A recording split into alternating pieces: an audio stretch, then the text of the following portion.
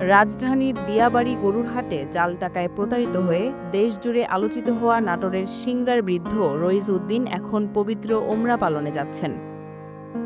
আলহাজ শামসুল হক ফাউন্ডেশনের উদ্যোগে এবং চিত্রনায়িকা অপু বিশ্বাসের আর্থিক সহায়তায় ২৫ জুলাই ভোর ৬টায় তিনি হজরত শাহজালাল আন্তর্জাতিক বিমানবন্দর থেকে সৌদি আরবের উদ্দেশ্যে রওনা দেন।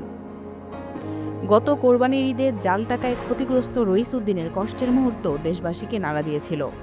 এরপর আলহাজ শামসুল হক ফাউন্ডেশন ও অপু বিশ্বাস তার পাশে দাঁড়ান।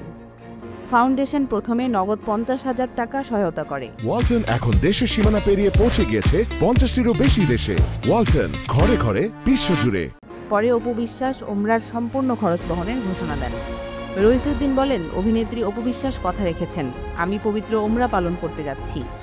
অপু বিশ্বাস বলেন, তিনি আমার বাবার বয়সী, আমি চাই তিনি আমার সন্তান ও পরিবারের জন্য দোয়া করুন, তাকে ওমরাতে পাঠাতে পেরে আমি কৃতজ্ঞ।